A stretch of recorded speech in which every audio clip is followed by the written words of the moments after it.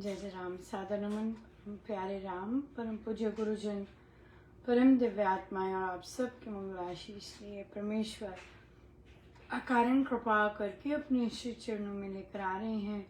उनका बारंबार धन्यवाद, अनंत अनंत बार धन्यवाद, अनंत बार धन्यवाद। गुरुजनों की अकारण कृपा से वे हमें इस समय मन के रूपांतरण में लेकर आते हैं। उनका बहुत बहुत धन्यवाद, अनंत बार धन्यवाद, अनंत बार धन्यवाद।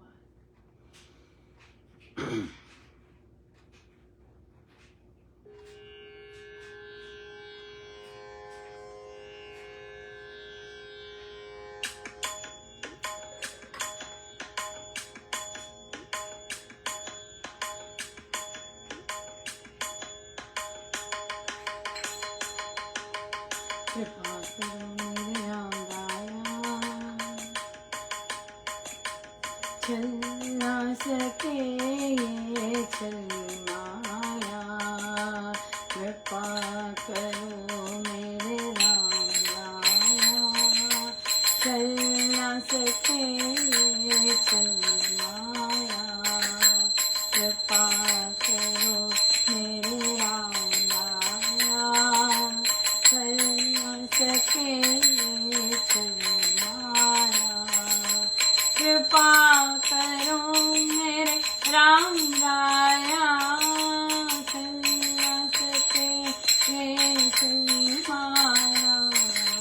कृपा करो मेरे राम राया, चल ना सके ये चली माया।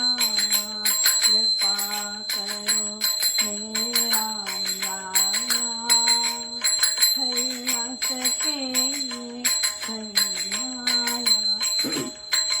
कृपा करो मेरे राम राया, चल ना सके ये चली माया। कृपा करो मेरे राम राया, चल ना सके ये चली माया। कृपा करो मेरे राम राया, चल ना सके ये चली माया। कृपा करो मेरे राम राया, चल ना सके ये चली माया। कृपा करो मेरे राम राया, चल ना सके ये चली माया। कृपा करो मेरे राम राया, चल ना सके ये चली माया। कृपा करो मेरे राम राया, चल ना सके ये चली माया।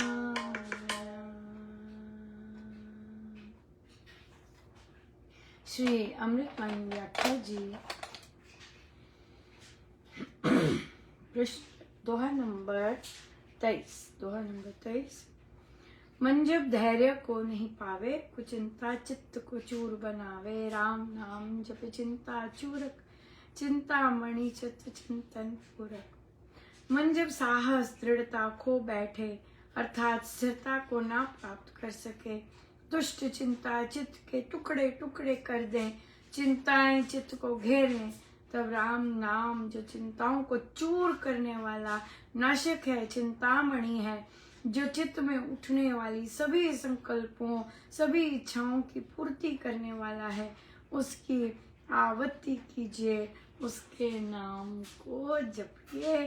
चिंतामणि एक कल्पित रत्न जो अभीष्ट मन चाहे फल का देने वाला है। बहुत ही सुंदर है, बहुत सुंदर है। पर अक्सर साधक लोग कहते हैं कि जब बहुत ज़्यादा चिंता आती है तब नाम जपा नहीं जाता। सो जपयोग बहुत सुंदर रहता है, जपयोग बहुत सुंदर रहता है, और व्याख्या पढ़नी बहुत सुंदर रहती है, और बहुत बहुत सुंदर है। श्री अमृतवाणी जी का पाठ करना, बार बार करना बहुत सुंदर रहता है, बहुत सुंदर रहता है। या ऊंचा करना, पढ़ना, जप योग पढ़ना। जप योग बहुत बहुत सॉलिड है, उसमें इतना सुंदर प्रसाद है जप योग का कि एकदम माइंड बहुत ही अलग वातावरण ले लेता है। बहुत बहुत ही कृपा है, बहुत कृपा है। सो बहुत इंटरेस्टिंग प्रश्न आया कि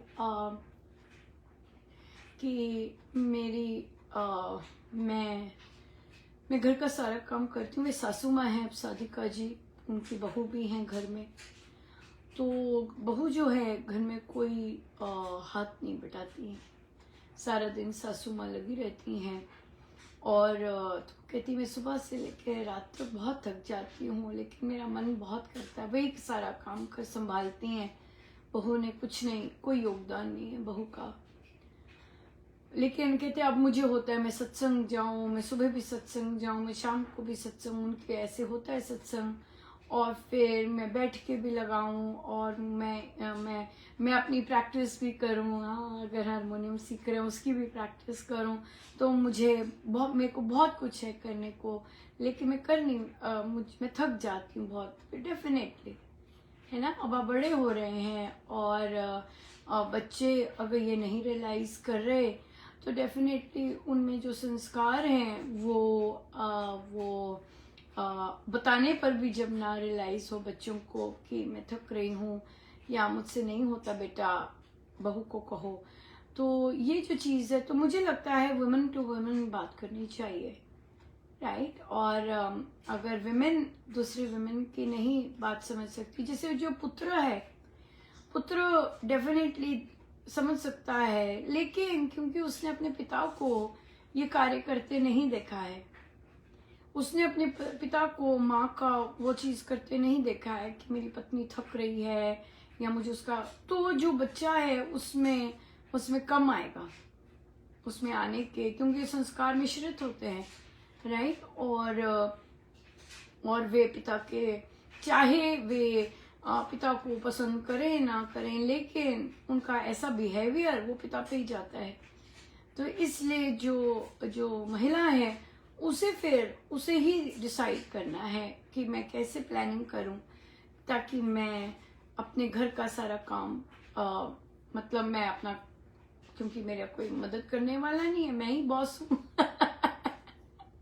ऐसी महिलाएं अपने आप को बॉस कम समझती हैं, पर मैं उन्हें बोल रही हूँ कि आप ही बॉस है, क्योंकि कोई आपकी मदद करने वाला नहीं है, आप अकेले लगे रहते हैं, तो आप बॉस है, आप डिसीजन मेक कर सकते हैं, राइट। और राम नाम जो है वे आपको ऐसे डिसीजन मेक करने का बल देते हैं, जैसे कि आपकी प्रायोरिटी है कि मुझे इतने बजे निकलना है सत्संग के लिए। आप और आपके परिवार का खाने का, क्योंकि क्या होता है बहुत सारे परिवारों में एक नियत समय नहीं आता है, नहीं है खाने का। पिताजी इस समय खा रहे हैं, माताजी इस समय खा रही हैं, पतिदेव जी इस समय खा रहे हैं, और जो पुत्र और बाकी लोग हैं वो अलग समय पे खा रहे हैं। तो माँ जो बेचारी है वो लगी रहती है बस जैसे कि उसका एक ही काम है। और ऐसे घरों में मेड भी नहीं लगाते, राइट, ताकि हेल्प मिल जाए, सफाई में हेल्प मिल जाए, इन चीज़ों में मिल जाए। तो आप क्या कर सकते हैं कि आप एक समय नियत कर लीजिए कि नाश्ता 9 बजे होगा, राइट, और मैं 9 बजे तैयार हो जाएगा, जो लेने हैं वो तैयार होगा, जिसको गर्म करके खाना है वो गर्म करके खा ले। और बेटा कहेगा नहीं मम्मा मुझे गरम गरम ही अच्छा लगता है, कि तो बेटा वो तो फिर बहू बना के दे सकती है, और बहू से बात कीजिएगा, बेटे द्वारा बहू तक मत जाइएगा। आप स्त्री हैं, आप बहू से बात कर सकती हैं rather than कि आप बेटे के थ्रू जाएं। बेटे के थ्रू क्यों जाएंगी?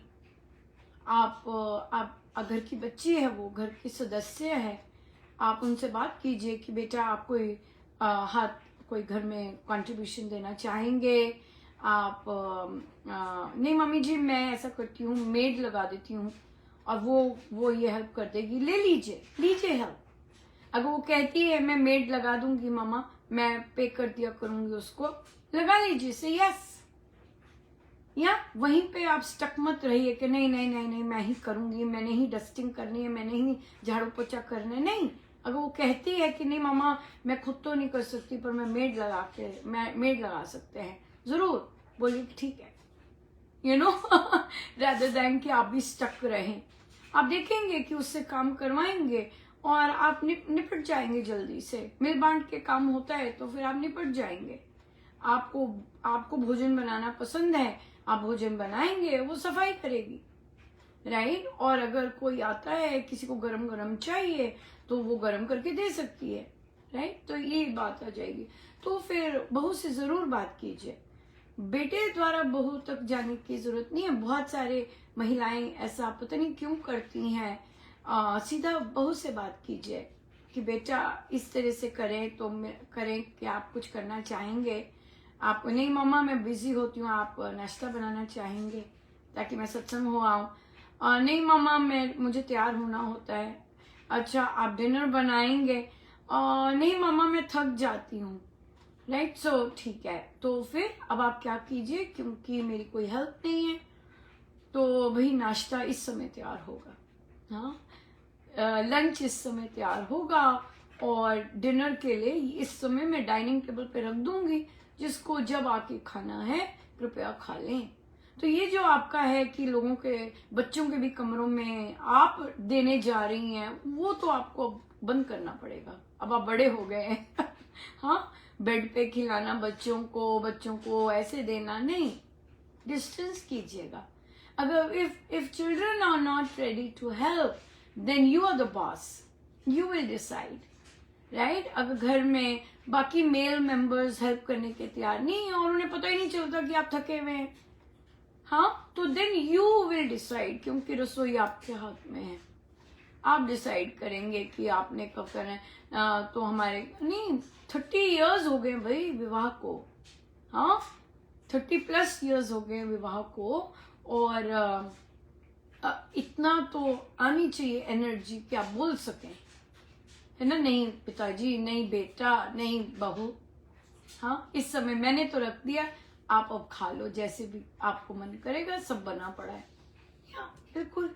सो जहां से भी अगर मेड की हेल्प मिलती है लीजिए, अगर और कोई की हेल्प मिलती है लीजिए, डोंट से नो, ओपन रहिए, अपने आप को भी ओपन कीजिए।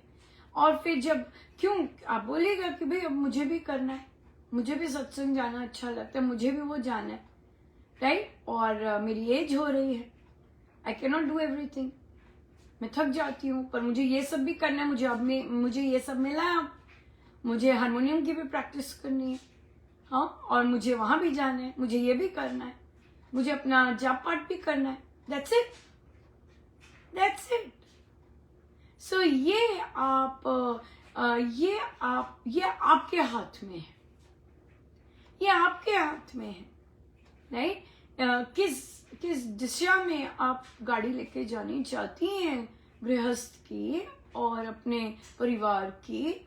जब बच्चे कहेंगे हम अलग होना चाहते हैं मम्मा, हम लोग अलग कर लेंगे, हाँ बिल्कुल बेटा, ठीक है, एज यू विश, बिल्कुल, क्योंकि अभी तो फ्री की मम्मा मिली हुई है, अभी करो, हाँ बिल्कुल ठीक है, जैसे ठीक है। क्यों? क्योंकि आपका उद्देश्य, आपका लक्ष्य जो आपके घर परिवार से वो अलग है, राइट। घर परिवार से अलग है, तो आपने जो लक्ष्य अपने अचीव करने हैं उसके लिए समय तो चाहिए ही चाहिए, बिना समय के तो हो नहीं सकता, राइट। सो इसलिए आप डिसाइड कीजिए, और वो जो स्ट्रेंथ, वो जो बल होता है इस तरह के डिसीजंस लेने में, वो मिलता है राम नाम से, वो गुरु के पास से मिलता है, राइट। अगर हमें बल ना मिले केवल ये कहने के लिए भी कि भी खाना बन गया है अपने आप कर लेना, केवल ये चीज के लिए भी बल नहीं होता महिलाओं में। केवल ये कहने के लिए भी खाना रख दिया है, मैं अब जा रही हूँ, मेरा सत्संग है, मेरा ये है, और फिर आप ले लीजिएगा, नहीं होता। महिलाओं में जितना मर्जी जाप पाठ कर लें, उनमें ये कहने का, बहुतों में जिनमें नहीं होता ये बोलने का, तो वो नहीं होता बल, बड़ी मेहनत करनी पड़ती है ऐसे बोलने के लिए भी।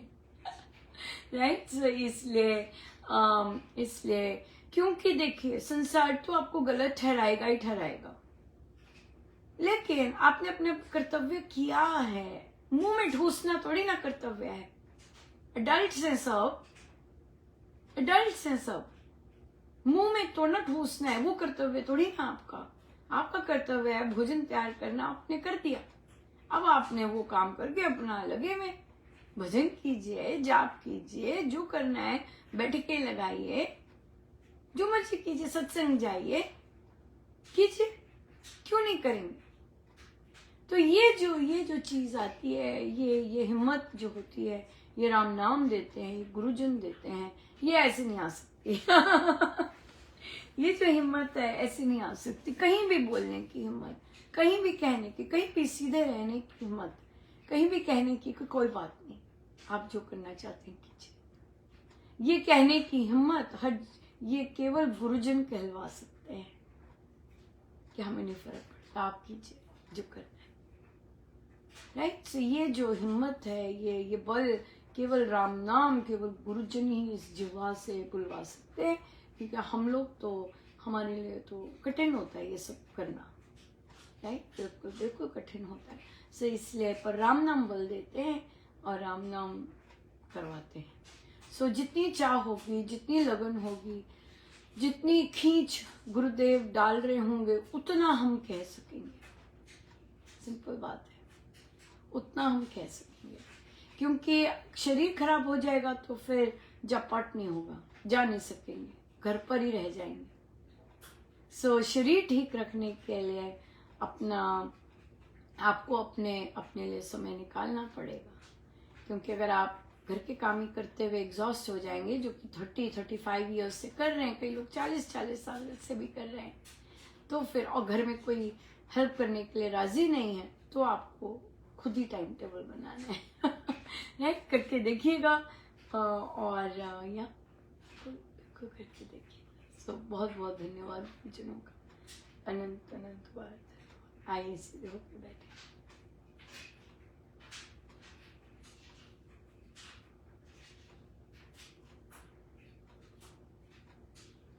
सब गुरुजनों का उनके श्री श्री चरणों में जय जय राम।